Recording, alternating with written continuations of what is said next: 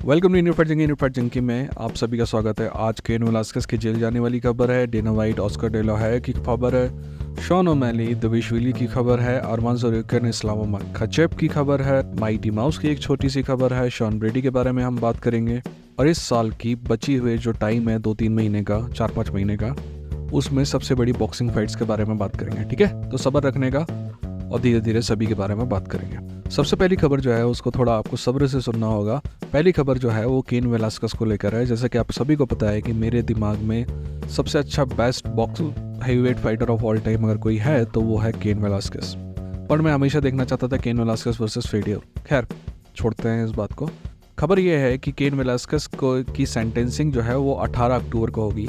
Sentencing एक प्रक्रिया होती है जब आपको अदालत मुलजिम मान लेती है कि आपने अपराध किया है और आपको सज़ा जो है वो कुछ दिनों के बाद देती है, तो उस जो सज़ा देने वाले दिन है उसको सेंटेंसिंग हियरिंग कहते हैं। यानी कि ये मान लिया गया है कि आपने अपराध किया है, आपको सज़ा कितनी होगी वो सेंटेंसिंग के दिन पता चलेगा। यानी कि 18 अक्टूबर को हमको पता चलेगा कि कितनी सेंटेंसिंग होती है केन वेलास्केस को। आप सभी को पता होना चाहिए कि केन वेलास्केस की जो बेटी है उसके साथ मोलेस्टेशन हुआ था और जिस आदमी ने मोलेस्टेशन किया था केन वेलास्केस उसका पीछा कर रहा था। शायद उसका इरादा उसको हर्ट करने का था या शायद मारने का था। पर इसी दौरान केन वेलास्केस जिसका पीछा कर रहा था उसके भाई ने पुलिस को कंप्लेन कर दी और केन वेलास्केस मौका वारदात पर पकड़ा गया। बाद में केन वेलास्केस और प्रोसिक्यूशन के बीच में मंडवाली हुई और मंडवाली में यह तय पाया गया कि केन वेलास्केस ने एक्सेप्ट किया कि he was attempt to murder जो चार्जेस हैं उनके लिए उसने गिल्टी प्ली किया। अब सवाल ये उठता है मेरे दोस्तों कि केन वेलास्केस की जगह आप होते तो क्या करते। पता है आपको, जिस दिन ये खबर मैंने दी थी ना उस दिन मैंने ये कहा था कि केन वेलास्केस की जगह शायद हम होते तो हम भी यही करते। पर केन वेलास्केस को ये भी तो सोचना चाहिए था ना कि अगर वो नहीं रहेगा तो उसके बच्चों का क्या होगा। यानी कि अगर वो जेल चला जाएगा या फिर इस सब करते हुए मारा जाएगा तो उसके बच्चों का क्या होगा। पर उसके बाद से ना मैंने अपना ओपिनियन चेंज किया। मैं अपना ओपिनियन चेंज करते रहता हूँ दोस्त, अगर सबूत किसी और चीज़ के मिलते हैं तो। मैं जब से ये खबर मैंने पहली बार की थी ना तब से लेकर आज तक यही सोच रहा हूँ। मेरा मानना है कि शायद केन वेलास्केस ने जो किया ना मैं भी वही करता, बट थोड़ा दिमाग लगाता। ऐसे बेवकूफ़ टाइप पकड़े नहीं जाता, काम भी पूरा करता और किसी को पता भी नहीं चलता। अब आप कह रहे होगे कि यार ये आदमी ऐसा क्यों कह रहा है और इसको क्या लगता है कि ये ऐसा कर सकता है। दोस्त, बिल्कुल कर सकता हूँ मैंने बहुत एडवेंचरस ज़िंदगी जी है। पुलिस और अदालत से ये कोई मेरा पहला सामना नहीं होता। एनीवेज, मैं अपनी कहानी फिर कभी बताऊँगा। अगली खबर जो है वो ऑस्कर डे ला हया और डेना वाइट को लेकर है। हम सभी को पता है कि ऑस्कर डे ला हया और डेना वाइट एक दूसरे को बिल्कुल भी पसंद नहीं करते हैं। दोनों के दोनों बड़े प्रमोटर हैं। ऑस्कर डे ला हया जहां गोल्डन बॉय का चीफ है, वहीं डेना वाइट UFC का प्रेसिडेंट है। पर एक बात बताऊं, मैं ना UFC को डेना वाइट चलाता है और गोल्डन बॉय को तो ऑस्कर डे ला हया बिल्कुल नहीं चलाता है। अब ऑस्कर की दुश्मनी डेना वाइट से है, बट ऑस्कर की उससे भी ज़्यादा बड़ी दुश्मनी कनेलो अल्वारेज से है। इसीलिए कनेलो अल्वारेज की फाइट के दिन गोल्डन बॉय के प्रमोटर ऑस्कर डे ला हया का कहना है कि वो एक्चुअली UFC नोचे इवेंट में शामिल होगा। तो इस पर डेना वाइट का कहना है कि मुझे पता नहीं साले को टिकट कहाँ से मिल गई।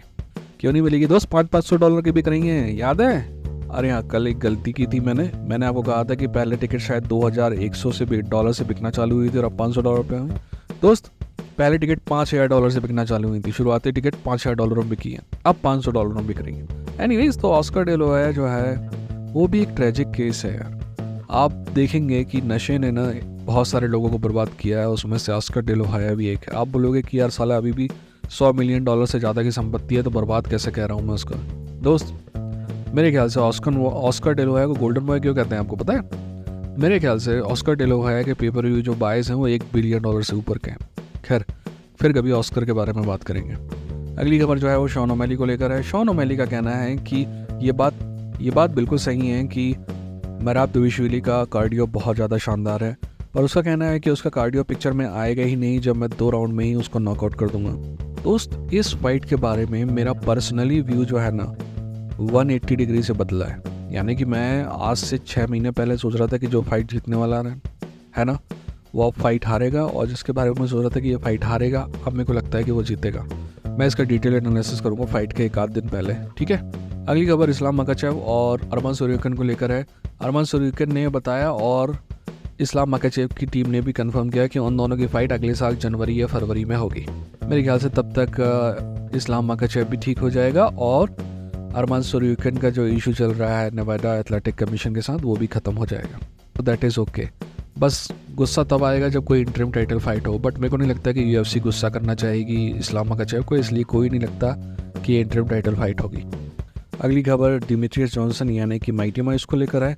माइटी माउस को लेकर एक सवाल किया गया डेना वाइट से कि क्या माइटी माउस एक दिन UFC हॉल ऑफ फेम में आएगा, तो डेना वाइट का कहना था बिल्कुल आएगा और आना भी चाहिए। दोस्त, तुमको क्या लगता है MMA का ऐसा कोई हॉल ऑफ फेम बनेगा, चाहे वो UFC का हो, चाहे वो इंडिपेंडेंट हो या किसी और संस्था का हो, जिसमें माइटी माउस को जगह नहीं मिलेगी?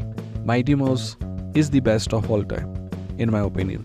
अगली बार थोड़ी बॉक्सिंग के बारे में बात कर लेते हैं। देखो, बॉक्सिंग के लिए ना अभी चल रहा है सितंबर का महीना, सितंबर, अक्टूबर, नवंबर, दिसंबर, इन 4 महीनों में 5 बड़ी फाइट हैं जिनके बारे में हम बात करेंगे डिटेल से। बट अभी मैं आपको बता दूं, आप टाइम नोट कर लीजिए। सर, टाइम तो नहीं होगा, आप डेट नोट कर लीजिए और कैसे देख सकते हैं ये भी नोट कर लीजिए। कैसे देख सकते हैं ये भी छोड़िए, आप सिर्फ डे नोट कर लीजिए, क्योंकि ये सारे पेपर व्यू के जो प्रोवाइडर्स हैं वो बदलते रहते हैं। सबसे पहली फाइट तो आपको पता ही है कि कैनेलो और अल्वारेज वर्सेस बर्लांगा वाली फाइट है जो 14 सितंबर को होने वाली है, यानी कि अपने आप 15 सितंबर रात को दिखाई देगी, यानी कि उसी दिन जिस दिन UFC नोचे होने वाला है। ठीक है। डैनियल डुबुआ वर्सेस एंथनी जोशुआ की फाइट जो है इसी महीने 21 सितंबर को होने वाली है, यानी कि अपने यहाँ 22 सितंबर को सुबह दिखाई देगी। मैं इस फाइट के लिए इतना ज़्यादा इंटरेस्टेड नहीं हूँ। अगली फाइट जो है जिसके लिए मैं कम से कम 2.5 साल से वेट कर रहा हूँ, मेरा मानना है कि अगर आपको मौका मिले तो ज़रूर देखना चाहिए। अगली फाइट जिसके बारे में हम बात करेंगे वो है आर्टर बेटरवियव वर्सेस डिमिट्री बिवोल। दोस्त, एक आदमी जो है ना क्लासिक बॉक्सर है तो दूसरा आदमी वर्ल्ड क्लास पावर पंचर है।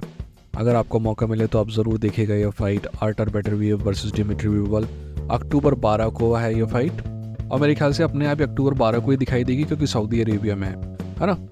अगली फाइट है केटी टेलर वर्सेस अमांडा सोरानो। मेरा मानना है कि अमांडा सोरानो पहली फाइट जीती थी। ये फाइट है नवंबर 15 को होगी, ये नेटफ्लिक्स में दिखाई देगी, इसके बारे में बता देता हूँ मैं आपको।